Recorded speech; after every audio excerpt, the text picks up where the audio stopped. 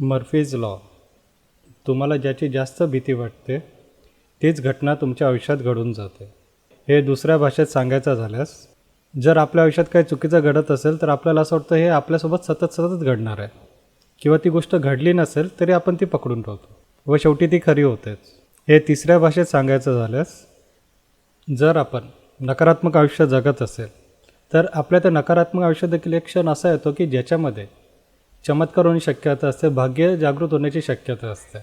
100% ते होणारच असतं. पण एक असा प्रसंग येऊन जातं की भाग्याची जागा दुर्भाग्य घेतं, आणि ते पण अशा वेळेस होऊन जातं की त्यावेळेस आपल्याला खरंच एका भाग्याची गरज असते, आणि नेमकं त्याच वेळेस भाग्याजागी दुर्भाग्य जागृत होऊन जातं. ती व्यक्ती दुर्भाग्याचा सामना करते. म्हणून बघा, मानसशास्त्रामध्ये, सर्व आध्यात्मिक ग्रंथामध्ये, सगळ्यांमध्ये सांगितलं आहे, इवन तत्त्वज्ञानामध्ये पण वैज्ञानिकांनी पण सिद्ध करून ठेवलं की तुम्ही जास्तीत जास्त सकारात्मक मानसिकता ठेवा. भले तुमच्या आयुष्यात किती नकारात्मक घटना का घडत असू द्या, पण तुम्हाला सकारात्मकच राहायचं आहे. आपण पूर्णपणे सकारात्मक राहू नाही शकत, पण जास्तीत जास्त सकारात्मक राहण्याचा प्रयत्न करायचा आहे, आणि एवढंच आपल्याला आयुष्य जगण्यासाठी पुरेसं असतं.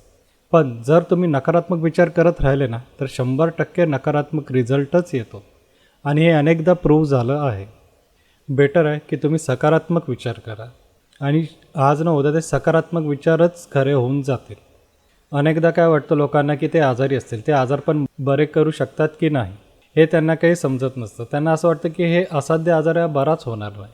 डॉक्टरांनी मला असे अनेक चमत्कार सांगितले जिथे पेशंटनी विश्वास ठेवला, आणि खरंच त्या डॉक्टरांनी जे मेहनत दाखवली उपचार पद्धतीमध्ये, तिकडे त्यांनी सकारात्मक काही केलं व तो पेशंट बरा झाला. तो पेशंट बरा झाला, पण सोबत त्या डॉक्टरने एवढा मानसिक आनंद भेटला ना की त्याच्यामुळे अजून 50 पेशंट असेच बरे होऊन जातात. हे एक प्रकारची चेन असते.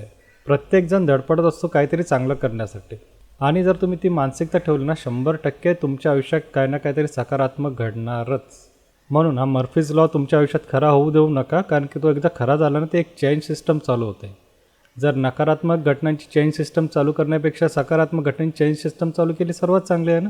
कर्जबाजारी आहे, आज न उद्या तुम्हाला नफा होणारच आहे, पण तुम्ही जर कर्जच पकडून ठेवलं आहे, मग तर त्याला दुसरं कोणी काही पर्यायच नाही ना. मग आज न उद्या ते कर्ज अजून वाढतच जाणार आहे. बेटर आहे तुम्ही नफ्यावरती लक्ष द्या. नफा कसा येईल तुमच्याकडे.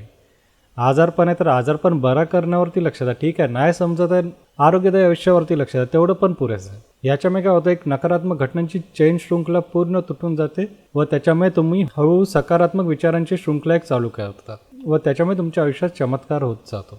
मला आशा आहे की तुम्हाला मर्फी लॉ हा कळालाच असेल. पुढच्या व्हिडिओमध्ये आपण अजून दुसरे लॉज बघू. धन्यवाद. अश्विनी कुमार.